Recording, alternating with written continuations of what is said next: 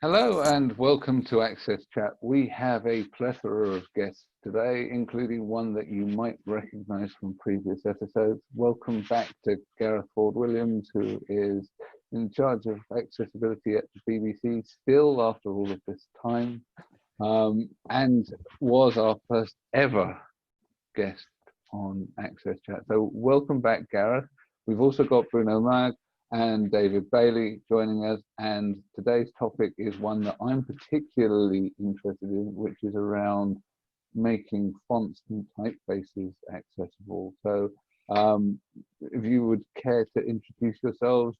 Gareth, do you want to start if I've done you an injustice in my introduction? No, this is a good introduction. So pretty much covers everything. So I'm now, my title I think has changed. This is the third time I'm on, and probably the third job title. But still running the accessibility team. So now head of design / accessibility, and I'm also running the assistive technology team in the BBC as well. I mean, this is a topic that's also, I've been massively interested in for a long time, dabbled in the past, and then had the fortune of meeting Bruno and David, and now got really sucked into the subject in a big way, but I'll let them, sort of explain why. Excellent. So, Bruno, do you want to tell us a bit about your background, please? Yes. I am the chairman and founder of Dalton Mark, which is a type foundry based in London. We've been going for nearly 31 years now. So, no, what am I talking about? 29 years, apologies. 29 years. And we make fonts, primarily custom fonts.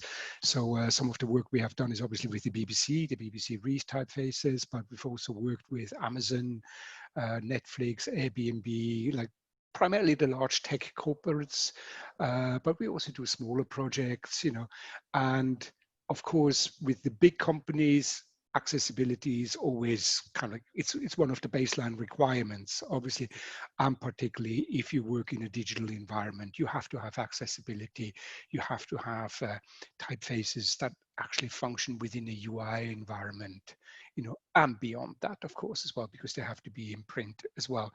About 6 years ago or so, 7 years ago, I got much more involved and interested in the accessibility side of it, and started getting involved into neuroscience. My wife is a neuroscientist, and together with her, we used to have like 2 o'clock in the morning Prosecco-fueled conversations about typeface designs and neuroscience. And then we started realizing that there's a big overlap there as well. So much so that I did a lot of background reading, and also in particular with the subject of dyslexia, and trying to dispel some myths, and in doing so, dispelling the myths, obviously upsetting a lot of people as well, because people can't cope with home truths. And and that's sort of like how I really got into the whole accessibility side, and having all that knowledge of the neuroscience now really informs how we design as well. It's kind of like we make the decisions much more consciously, rather than just intuitively. If we make a decision about a design or the letter spacing, we know why it is, and we can argue it as well. So that's briefly about me. David. Hi, folks. So I'm David Bailey. I'm user experience principal for visual design and branding at the BBC. My role is to sort of help drive consistent, high quality design and brand experience across our entire online output.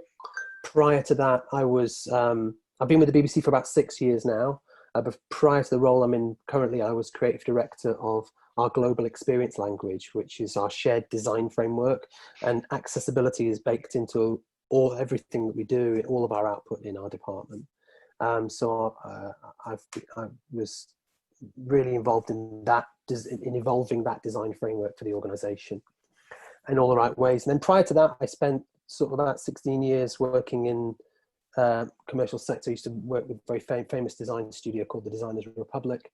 who were kind of a sort of cutting edge design studio in the 90s and the 2000s. And then I ran my own studio, Kiosk, which did much more of the same. So lots of art direction, traditional graphic design and branding for the music industry, arts, fashion, film, TV, media, all sorts of good stuff. So coming to the BBC, I've been on a huge learning curve, and now I'm kind of this hybrid of sort of brand design specialist as well as UX design framework thinking, design systems thinking specialist as well, combined into this principal role. So, and I love it. Well done. Excellent. So that's great. And if people are wondering why Debra's disappeared, she lives in rural Virginia and has the worst internet in the developed world. She will be back shortly. But so if I go to Gareth, what was it that prompted you to start doing the work on developing dyslexia, particularly dyslexia accessible fonts? I know that you'd done work before the development of Reith, but you developed this typeface and font Reith. Well, it was and what was it that prompted it? Well, it was. I mean, obviously, I'm dyslexic myself, and it was something that I'd been interested in, but I couldn't find a huge amount of really, sort of good, conclusive, hard evidence out there. And this goes back to my time when I was at YouView, when I was on secondment to YouView for 2 years for the part of the team that designed and built the interface and the hardware behind it. And one of the things we were looking at was the UI typeface, and I went out looking for stuff, and I could find a lot of claims, and I could find a lot of people talking about it, and I couldn't find a huge amount of evidence. Yeah. Admittedly, I probably didn't look deep enough, particularly into the neuroscientific side, and until I met Bruno, I wasn't prompted into start looking in that area. It was like, where do you start? But I always felt like this was one of those foundation things that was missing in the world of accessibility. People talk a lot about typography, or at least, the presentation of type, but what about the actual typeface itself? And there was, there's lots of spurious claims about the Comic Sans, claims that are out there, but I could never find anything. It all seemed to be anecdote. That's an anecdote. Anecdote is always interesting because it helps you raise questions and actually explore whether there are research questions, but actually evidence was massively missing. And so we did the best we could when I was at YouView, and then really it was actually it's a question that's probably aimed at probably David to start off with, because David started, or was really right, the starting point of this whole idea of the BBC having a single typeface. And that's when the conversation started, and then we started working with Alton Maag. But David can give you some of that kind of history, and I just got sucked into this because I thought I was never able to actually find the answers, find the things that I wanted. When I worked at YouView, we did the best we could, and we made quite a good decision, I think, in the end. But it always felt like there was so much more to this and so much missing in opportunity. So I don't know, David, do you want to? Yeah, I'm happy to tell you a bit about that. So when I joined the BBC, as I said before, I joined as creative director of our design framework, the global experience language. And I saw my remit was to kind of raise the profile of that and make it more buy into it, more belief in it as our design system that all our designers could get behind and develop as a group. But I was also looking for ways to kind of evolve its visual styling and its personality and presence, and a core element of any kind of brand or brand system or visual design system is a typeface. And the typefaces that our design system was using was Helvetica, which is a system typeface, a grotesque typeface designed 100 years ago for print, and somewhat invisible. And you could argue that it being invisible is a good thing for a public service organization that has to be sort of neutral in its political opinion, etc. It kind of suits that in some respects because it's David, somewhat neutral. It's just pure information. Sorry. For some of our audience that are not so knowledgeable about typefaces, can you explain the difference between grotesque typefaces? Yeah. You want me to do that, David, or do you want? Oh yeah. I don't mind. I mean, I can give the very quick version of it, and you could maybe fill in if I've got anything wrong. But very broadly speaking, a grotesque typeface has more sort of equal proportions and is more sort of, it's designed around its delivery of information. It doesn't have any kind of flair or flow. It's very much, it's just, actually, Bruno probably would be better at describing this. Yeah. Basically, in a grotesque typefaces, the impression you get is that they are constructed, almost mechanical typefaces. So you will find that the character widths tend to be very even, pretty much the same from one character to another. For example, if you think of the lower cases, think of the A, the B, the C, the E, etc. You know, they all pretty much sit on the same width. Also, the characters tend to look very closed in. Again, if you think of the C, for example, you find that the jaws are really coming close together. So that, of course, creates a degree of ambiguity as well. Yes. Grotesque typefaces are, for example, like Arial, Helvetica, Accidents Grotesque is another one, Universe is another one. So these are the more famous ones. But I say the basic principle is relatively high X height, relatively short ascender and descender. So the descender is the bit that sticks down below, like in the P or in the G. The ascender is the bit that sticks up, like the H or the F, for example. So they tend to be quite short as well, which then also gives you quite dense impression when you typeset it, when you look at it in composition as well. As opposed to that, you have humanist typefaces, and we're talking about sans serifs now. You have humanist typefaces, which have more varied proportion, and by and large, the character shapes tend to be open. Again, if you think of the lowercase c or the cap C, it has open jaws, you know, and that creates much more variety within the individual shapes as well. Also, humanist typefaces tend to have a more relaxed letter spacing than grotesque, which tend to be quite tightly spaced as well. So that's basically the two kind of like signifiers between those two main kind of like stylistic features of sans serifs. So over to David.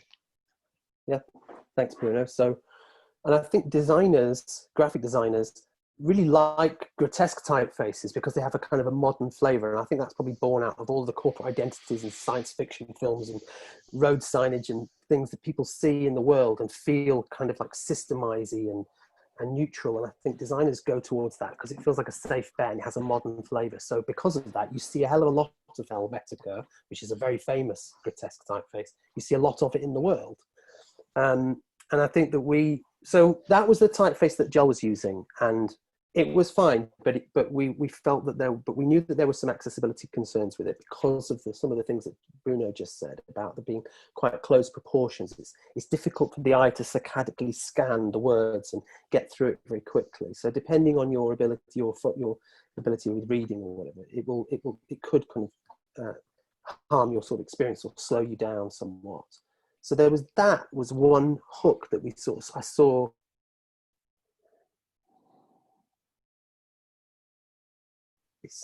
And it will help solve that problem.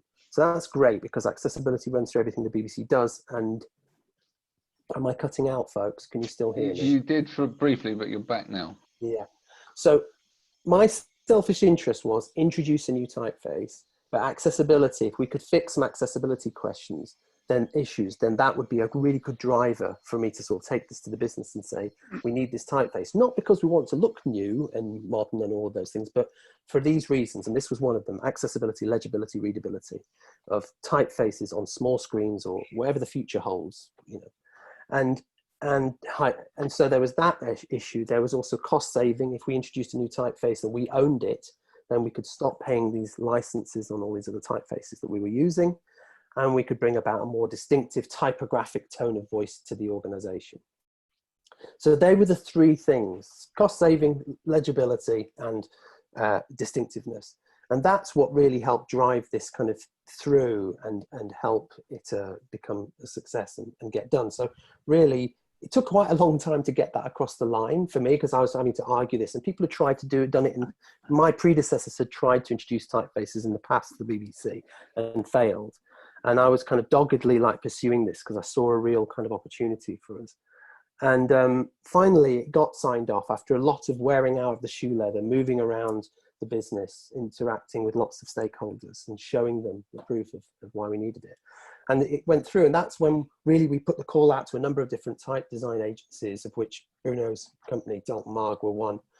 And they responded with a fantastic pitch essentially for the job, which really just demonstrated their ability at creating really beautifully distinctive typefaces, but also their fascination and high interest in accessibility and reading.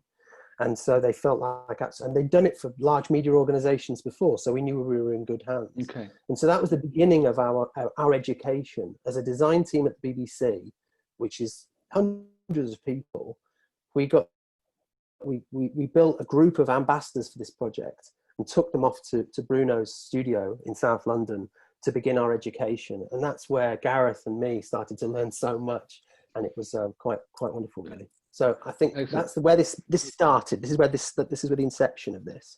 And now we get to kind of the design of a typeface, which is where I think Bruno maybe should take over. Or yeah, Neil, and I want to jump in a little bit just before, which was to say, obviously there were people out there touting that they'd created accessible fonts, particular things like dyslexia, read regular, open dyslexic.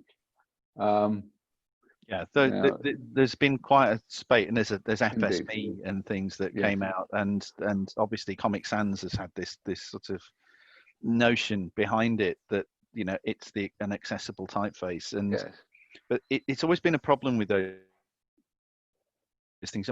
And to try and understand what it was, because Tiresias is another one, which is the European broadcast font, which is probably the oldest of the accessible typefaces. And you start to look at the research, because if someone's making a claim like this, you want to know that there's some really hard and fast evidence that has informed the design. Yes. And we couldn't find that in those things. I mean, there may be some good stuff within there, but it always seemed to be that the evidence came after the production, rather than, it felt the wrong way around. So, or it was anecdotal, or in the case of Tiresias, it was just the wrong methodology for researching type in the first place. I mean, it was a screen typeface, so they tested it on paper and point size against the CFAX font and Times New Roman. It was the methodology just fell apart when you looked at it and go, we can't actually take anything from this claim behind Tiresias, and we struggled to find much more than anecdote to back anything else up, and some of the anecdote is quite strong, but it kind of, to understand what's going in there, I think it's with open dyslexic. That's an interesting one. It's just a bigger typeface anyway. And one of those things, if you run everything in point size and measure one against the other, and people will always pick the bigger one. It doesn't mean you just make the other one larger, and then they have got no idea which one to pick. It's just a bigger typeface. That does not make it more readable or legible necessarily. There may be features, there may be stuff in there, but we just couldn't draw that out. So the idea was, we need to do this from scratch, and this is why, finding a partner like Bruno to work on this, that had already, you'd already been exploring this with Amazon and other organizations as well, with your work on Bookily, and it was to start drawing out some of that stuff of, actually, no, there are things in here that are, enable performance. They enable people to read and get a flow in reading. There is stuff around, for some people it's character recognition, for some people they need to, recognize words, and for other people there's this saccadic flow of words, which Bruno needs to explain it way better than I can.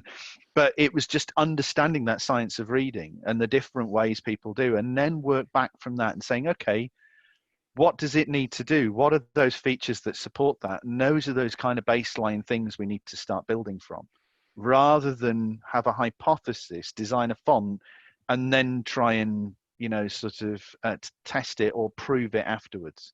which is what I felt, which obviously, is what we felt was happening in that world of accessible type.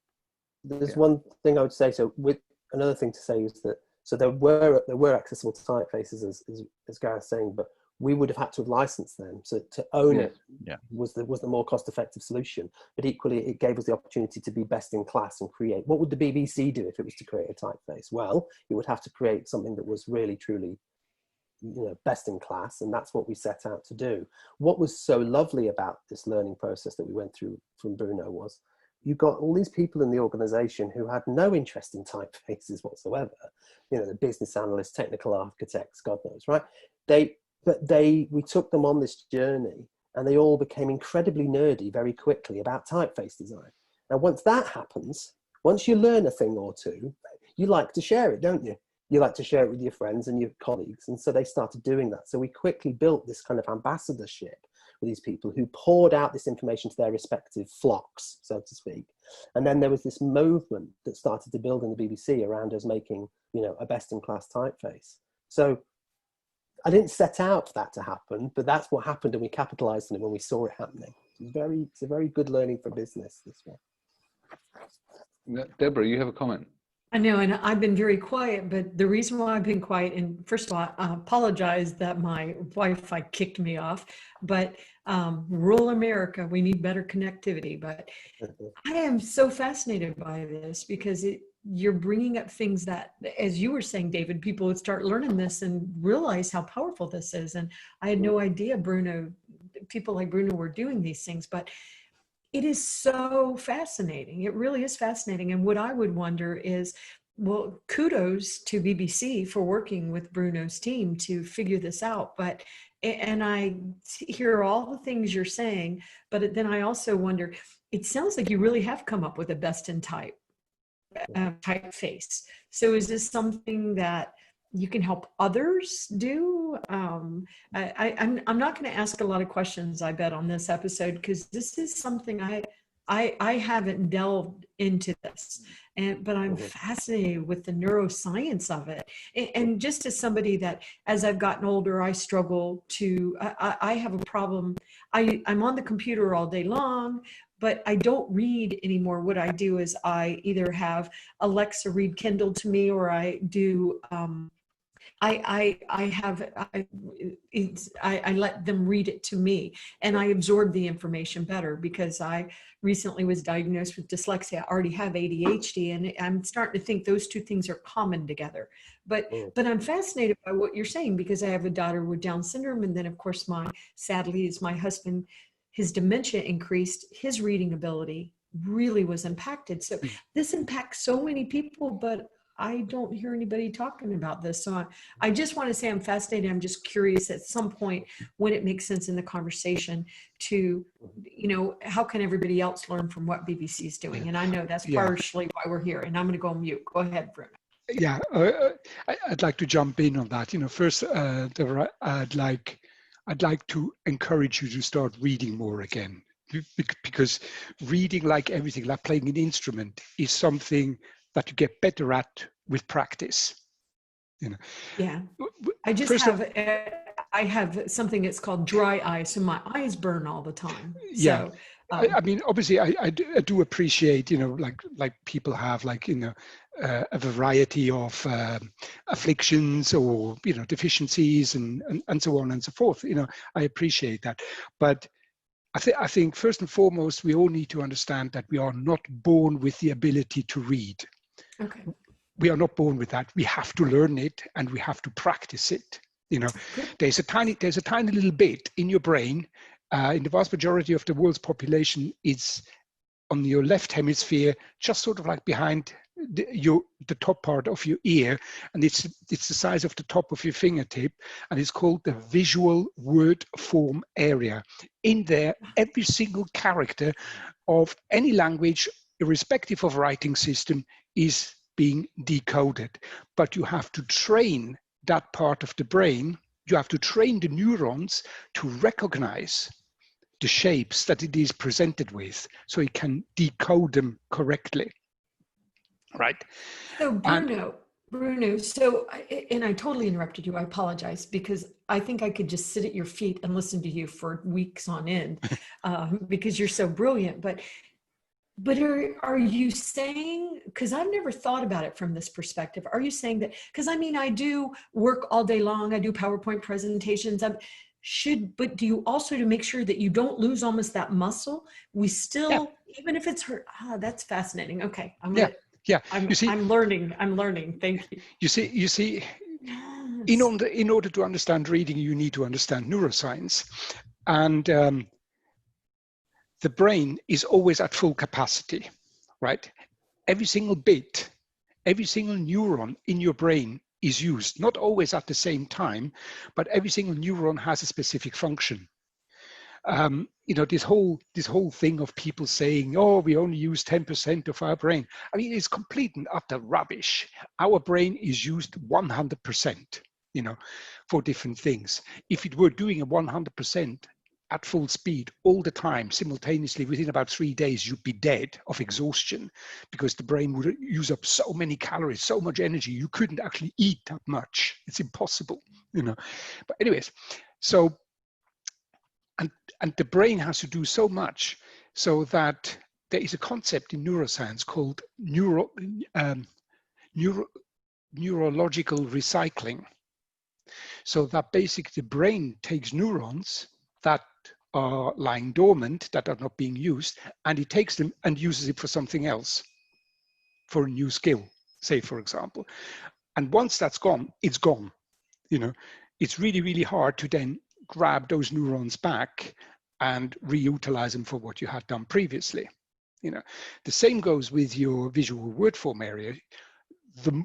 First of all, the less you read, the less you train, the less that area is able to efficiently and quickly and correctly identify and decode the shapes of letters, and the more the brain will be tempted to start doing neural recycling, because you're not using it.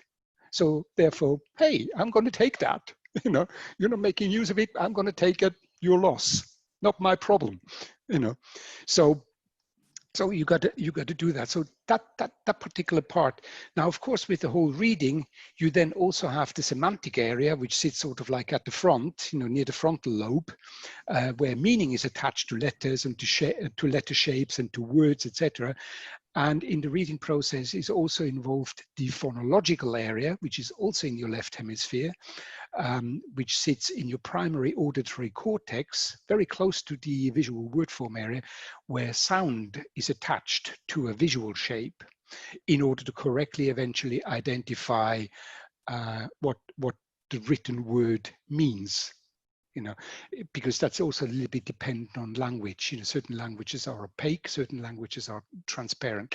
English is a very opaque language where basically nothing sounds like it spells and nothing means what it's written at, etc., which makes it even harder for dyslexics and so on and so forth. But that's like another 3-hour episode of Fax Chat, you know. So, but that's just your neural recycling, and I know I kind of like hijacked, you know, the whole conversation.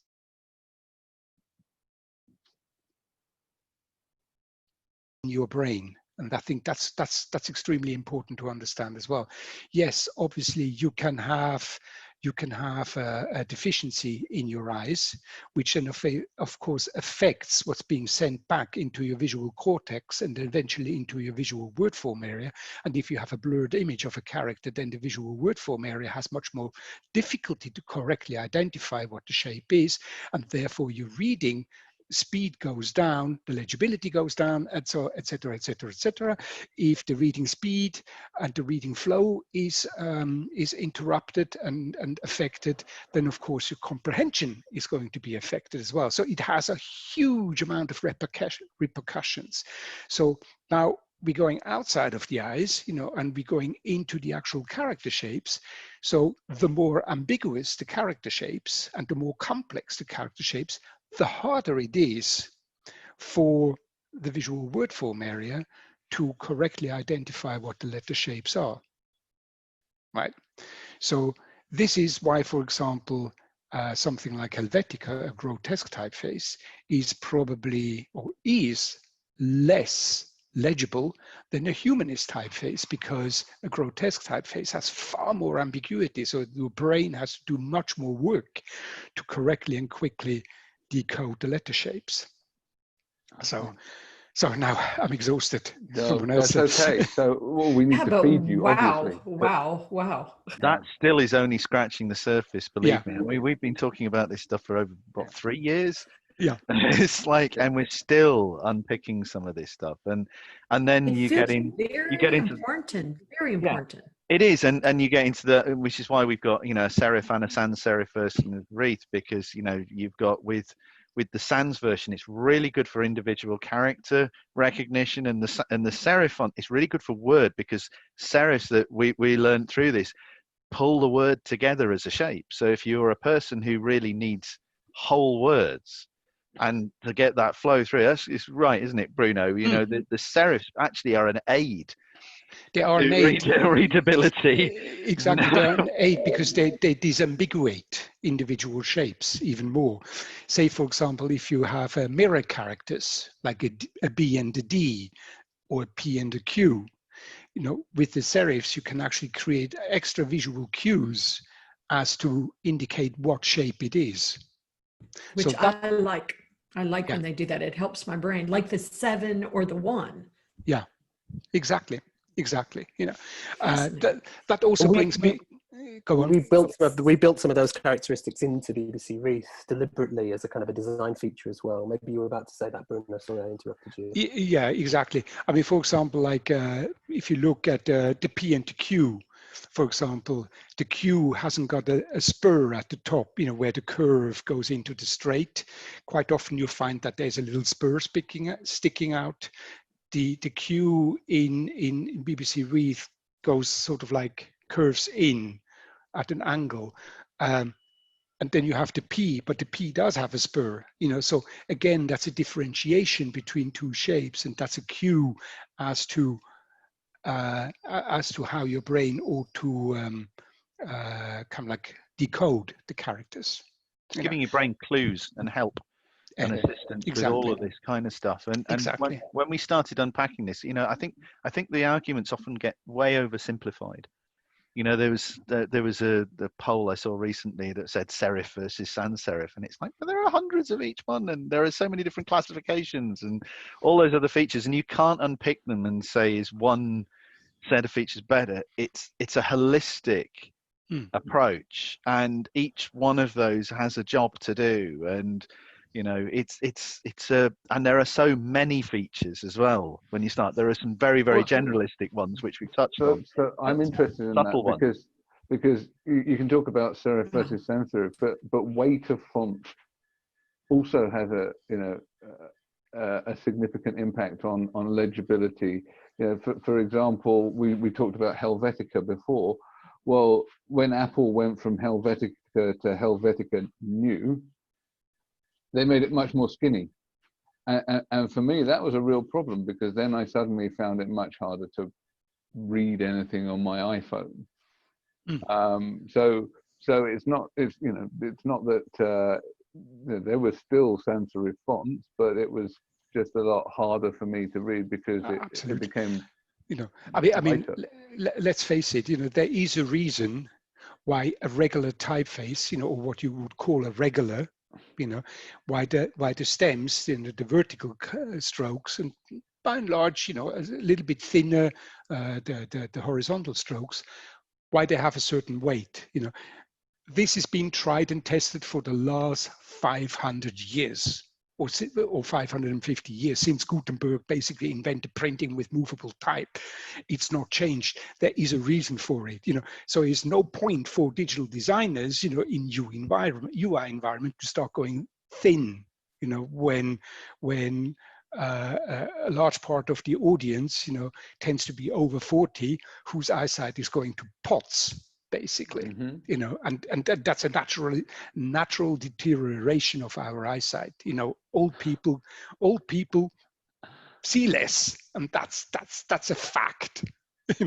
So therefore, you have to tell those 20-year-old kids with 20/20 vision to actually start thinking with people, a 50-year-old in mind, you know, like myself, you know. But anyway, one of the things also, going quickly back to the neuroscience as well, of course, short-term memory plays a very important role as well, you know, in the processing. And it has been shown that people who have short-term memory afflictions, you know, find it much harder to read as well. So it's kind of like, you know, the quick process that I illustrate. It's obviously very, very simplified. Processes are extremely complex in the brain. You have short-term memory involved. You have the visual word form area involved, the semantic area. You have the phonological area involved. On top of that, you also have the entire motor cortex involved, you know, which obviously controls your eye movements, so you can do your saccadic movements across the line. And so basically the brain controlling your eyes to know what you're looking at. You have the visual cortex involved. You have the auditory cortex involved. There's two areas called, I always confuse them, Wernicke and Broca. One of them is language input. The other one is language output. You know, so it's a continuous feedback loop when you read, and particularly when you start reading out loud. It's a continuous feedback loop that basically is so complex that is really, really, really hard to describe it, you know, because everything is involved, literally everything. And then of course you have numbers. Numbers is a completely different matter, because numbers don't get processed in the visual word form area, they get processed in the visual number form area, exactly in the opposite side of the brain, in your arithmetic hemisphere. Basically, the left-hand side is primarily linguistic functions, the right-hand side is primarily arithmetic functions. And then there's the cross-informational thing between the two hemispheres, you know, that eventually brings it all together. Okay, someone else talk. I'm running out of... That's good. So, but it's amazing. Wow. Yeah. And we're also, you know, buffering up on the edge of our time. But this is such a fascinating topic that I think that people will be happy for us to run over. I think the other thing I just wanted to touch on before we close was we've also not touched upon the sort of the desire to produce something that looks nice and the desire for something that is aesthetically pleasing, because one of the objections that I have to some of the previous accessible fonts were that they were ugly, and that they were aesthetically displeasing to me, to the point where I found that it was off-putting reading. So I mean, how much is it? But Neil, is it ugly, or is it going back to the science? I would be curious. Is it going back to the science that Bruno was saying? Maybe your brain is saying it's ugly because of. Well, so they're deliberately unbalanced, right? Because they were designed to be unbalanced so that you could discern that letters were different. But I guess when we think of beauty, we think of symmetry and balance. But it's also appropriateness. Yeah, I think there's there's definitely a bit about appropriateness. Yeah, and I think it's the famous one of when, you know, the scientists at CERN announced the Higgs boson. And they did their PowerPoint in Comic Sans, and there were more tweets on the day about the typeface than the greatest scientific discovery of our age. You know, it's because they made the whole thing look like a nursery newsletter, and that was inappropriate. Yeah. Well, I mean, you know, there's studies going as far back as 1927 by Poffenberger and Franken, who were two psychologists, and they looked into the look and feel of typefaces. And they did a whole study, and they compared different stylistic expressions of typefaces, the look and feel, and had people match them to certain industries, and to, you know, primarily within an advertising context. And they found that the vast majority of people, irrespective of whether male or female, would place certain typefaces in certain categories, you know, pretty much unfailingly, you know. And so clearly we associate culturally, or maybe because of shape, etc., culturally, or maybe also natively, we associate certain shapes and certain types of letter forms with certain industry, with certain types of information and communication. Yeah. Can I say, so we're bringing it back to Reith for a second. So with Reith, since the typeface had to be a representation of the BBC's tone of voice, it had to have a variety of styles and weights to be able to sort of echo something of the different types of content that we're publishing, but equally something of a reflection of society as well. There had to be different kinds of tones of voice or accents, so to speak, in our typographic presentation. So that's why we developed quite a large font family for BBC Reith. But back to what you were saying, Neil, before about it actually looking nice and feeling like the right thing, the right typeface, or being desirable. I mean, one of the things that we talk about a lot between Gareth, myself, and Bruno is about the 3 pillars of accessibility. So there's technical, you know, is it built correctly? Is it functional? Does it work? And emotional accessibility, does it appeal? Yes. And I think if you don't have that initially, then they're not going to care if it works or functions, because they're not going to look at it. So that's a huge part of accessibility as well. Yeah, and I think it's also important to see those 3 points, you know, emotional, functional, and technical, as a holistic triangle. You know, none can work in isolation. They always harmonize together.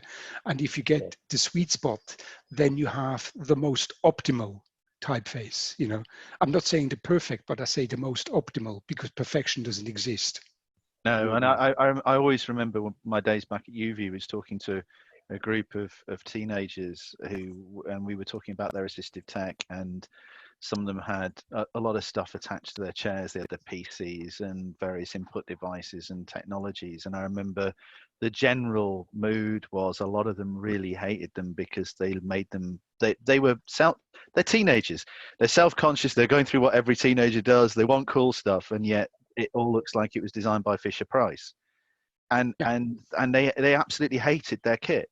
And they wanted something that looked cool and sophisticated and, you know, and functional, and so that it felt it said something, it reflected something about themselves and the way they wanted to feel about themselves. And to have something that looked like it was out of a book for a 5-year-old, for a 17-year-old is humiliating. Yes. And so, you know, we have to have that connection, and we have to feel comfortable. And as Neil said, some of those typefaces, they look like they've come from Scooby-Doo, or, you know, or the Goodies or something. That's a UK reference, by the way, Debra, you won't get.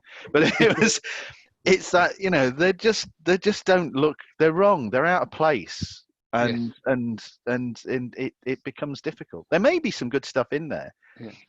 But it's incongruous. Yeah. It feels incongruous.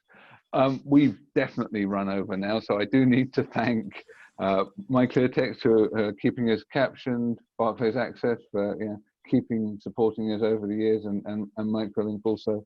So it only remains to thank Bruno, David, and Gareth for what has been a fascinating chat today. I'm really looking forward to the conversations on Twitter on Tuesday. Thank you very much. And thank you, BBC, for continuing to really raise the bar for everybody. I'm asked all the time in the US, who's the best? And I say, BBC. I tell people that all the time. And obviously, because you're working with people like Bruno, so applause. Thank you so much. Thank you. Thank you. Thanks, folks.